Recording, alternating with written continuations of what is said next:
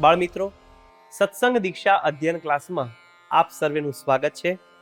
આજના ક્લાસમાં આપણે શ્લોક નંબર 279 અને શ્લોક નંબર 280 નો અભ્યાસ કરીશું. સૌ પ્રથમ શ્લોક નંબર 279 ની પહેલી કડીનું હું ગાન કરીશ, ધ્યાનથી તેને સાંભળજો. નૈવ મન્યેત કર્તૃત્વં કાલ કર્માધિકસ્ય તુ. ફરીવાર, નૈવ મન્યેત કર્તૃત્વં કાલ કર્માધિકસ્ય તુ. આ કડીના છૂટા છૂટા શબ્દો જોઈએ. નૈવ મન્યેત કર્તૃત્વં કાલ કર્માધિકસ્ય તુ. છેલ્લેથી બીજો શબ્દ છે કાલ કર્માધિકસ્ય, જેમાં છૂટા છૂટા ત્રણ શબ્દો સમાયેલા છે.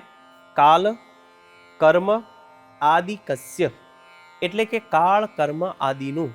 આખી કડી સમૂહમાં બે વાર ગાન કરીએ. નૈવ મન્યેત કર્તૃત્વં કાલ કર્માધિકસ્ય તુ.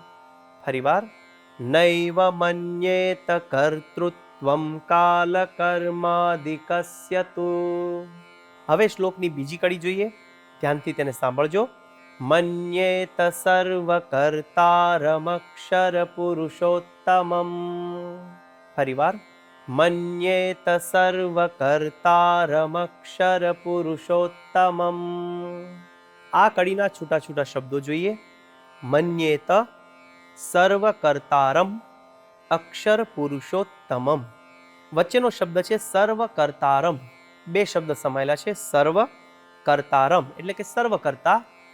છેલ્લો શબ્દ છે અક્ષર પુરુષોત્તમમ. આખી કડી સમૂહમાં બે વાર ગાન કરીએ. મન્યેત સર્વકર્તારમક્ષર પુરુષોત્તમમ. ફરીવાર, મન્યેત સર્વકર્તારમક્ષર પુરુષોત્તમમ. હવે આખો શ્લોક આપણે સમૂહમાં બે વાર ગાન કરીશું. નૈવ મન્યેત કર્તૃત્વં કાલ કર્માધિકસ્ય તુ. મન્યેત સર્વકર્તારમક્ષર પુરુષોત્તમં. ફરીવાર, નૈવ મન્યેત કર્તૃત્વં કાલ કર્માધિકસ્ય તુ. મન્યેત સર્વકર્તારમક્ષર પુરુષોત્તમં. આ શ્લોકનો ગુજરાતી અર્થ આ પ્રમાણે છે. કાળ, કર્મ, આદિનું કર્તાપણું ન માનવું, અક્ષર પુરુષોત્તમ મહારાજને જ સર્વ કરતા માનવા. બાળમિત્રો, આ પ્રમાણે શ્લોક નંબર 279 નું ગાન કરીને મુખપાઠ કરવાનો છે. હવે આપણે જઈએ છીએ શ્લોક નંબર 280 પર. સૌ પ્રથમ તેની પહેલી કડીનું હું ગાન કરીશ, ધ્યાનથી તેને સાંભળજો. વિપત્તિષુ ધૈર્યમ પ્રાર્થનમ યત્નમાચરેત. ફરીવાર, વિપત્તિષુ ધૈર્યમ પ્રાર્થનમ યત્નમાચરેત. આ કડીના છૂટા છૂટા શબ્દો જોઈએ.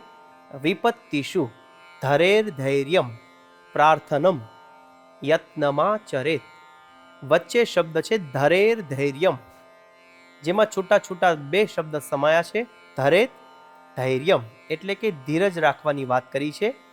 આખો શબ્દ આવી રીતે ઉચ્ચારણ કરવાનું છે. ધૈર્યમ. ધૈર્યમ. છેલ્લો શબ્દ છે યત્નમાચરેત. છૂટા છૂટા બે શબ્દ સમાયેલા છે. યત્ન, આચરેત, પ્રયત્ન કરવો. આખી કડી સમૂહમાં બે વાર ગાન કરીએ. વિપત્તિષુ ધૈર્યમ પ્રાર્થનમ યત્નમાચરેત.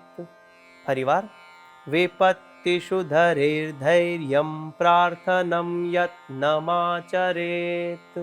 હવે શ્લોકની બીજી કડીનું હું ગાન કરીશ, ધ્યાનથી તેને સાંભળજો. ભજેત દૃઢ વિશ્વાસમક્ષર પુરુષોત્તમે. ફરીવાર, ભજેત દૃઢ વિશ્વાસમક્ષર પુરુષોત્તમે. આ કડીના છૂટા છૂટા શબ્દો જોઈએ. ભજેત દૃઢ વિશ્વાસમ અક્ષર પુરુષોત્તમે. વચ્ચેનો શબ્દ છે દૃઢ વિશ્વાસમ. એમાં બે શબ્દ સમાયેલા છે. દ્રઢ, વિશ્વાસમ. આખો શબ્દ ભેગો થઈને દૃઢ વિશ્વાસમ આવી રીતે બોલવાનું છે. હવે આખી કડી સમૂહમાં બે વાર ગાન કરીએ. ભજેત દૃઢ વિશ્વાસમક્ષર પુરુષોત્તમે. ફરીવાર, ભજેત દૃઢ વિશ્વાસમક્ષર પુરુષોત્તમે. આખો શ્લોક હવે સમૂહમાં 2 વાર ગાન કરીએ. વિપત્તિષુ ધૈર્યમ પ્રાર્થનમ યત્નમાચરેત. ભજેત દૃઢ વિશ્વાસમક્ષર પુરુષોત્તમે. ફરીવાર. વિપત્તિષુ ધૈર્યમ પ્રાર્થનમ યત્નમાચરેત. ભજેત દૃઢ વિશ્વાસમક્ષર પુરુષોત્તમે. આ શ્લોકનો ગુજરાતી અર્થ આ પ્રમાણે છે. વિપત્તિ આવે ત્યારે ધીરજ રાખવી, પ્રાર્થના કરવી, પ્રયત્ન કરવો અને અક્ષર પુરુષોત્તમ મહારાજને વિશે દ્રઢ વિશ્વાસ રાખવો. બાળમિત્રો, આ પ્રમાણે શ્લોક નંબર 279 અને 280 તેનું ગાન કરી મુખપાઠ કરીએ. મિશન રાજીપો લેવા માટે તત્પર રહીએ. આવતા ક્લાસ સુધી સર્વને જય સ્વામિનારાયણ.